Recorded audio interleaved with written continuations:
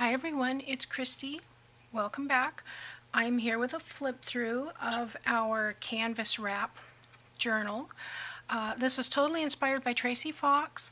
She made a canvas wrap art journal. And the kit that I've used is navy blue and vintage rose, but it's by Dot's Inspiration Shop. But either way, the link is below for that and also Tracy's video. So I've used a piece of canvas, and like I've said in the previous videos, this would have been easier if I hadn't washed the canvas. So if you want to try to make one of these, do not wash through your canvas first. It needs that little sizing or whatever it is that's in the canvas. Yeah, this is just a painter's drop cloth, and I've got a crochet ribbon wrap. I've got I believe these are Tim Holtz button. It says unique, and then I've got a little flower there just on a black bulb pin. This is just a cut off from one of the backgrounds that I thought looked nice, and Tracy had done that on hers. She had a piece of fabric, I believed, but I've just pinned that on so it can be totally removed. Excuse me.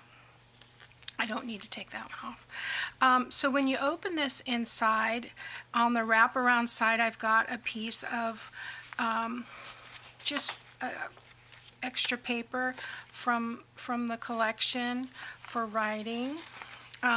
This is semi-naked journal, I would say. I've got a couple tucks and pockets, but not a lot. I basically wanted it for writing. There is a cardstock, and these are a little curvy, but they'll flatten out once we get the book, you know, closed up and set. I have, like I said, used the navy blue and vintage rose. I've got coffee dyed paper. The coffee dyed paper is Liana scraps, and her link is also in the description. I do have a pocket. I have sewed, sewn, and then a tag with some crochet trim. Some ledger paper, another designer paper. I've got some more coffee dyed here, some music paper, the vintage rose, more coffee dyed. Like I said, plenty of room for writing.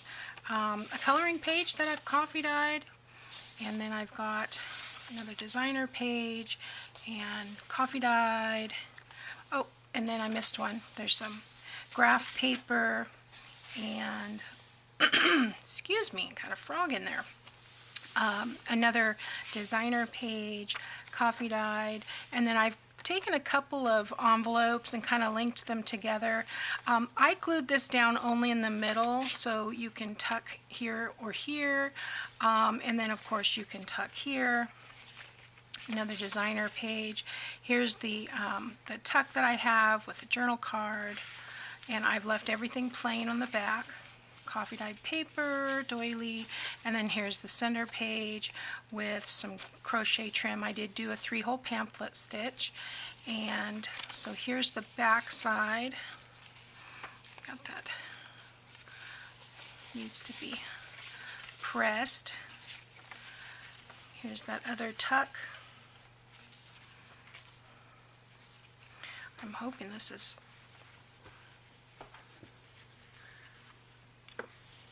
there we go. I thought I was in there, but you never know.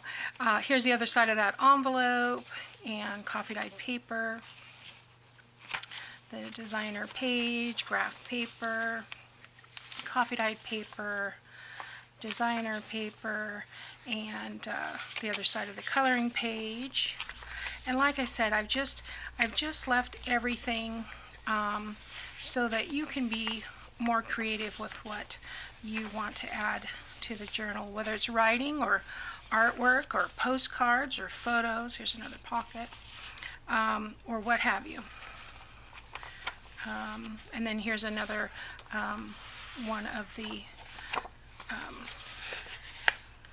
cardstock pieces, and that kind of adds a little bit of of stability to the canvas. Now you could fold this in if you like and use it like this and tie it, or you could use it as it's intended.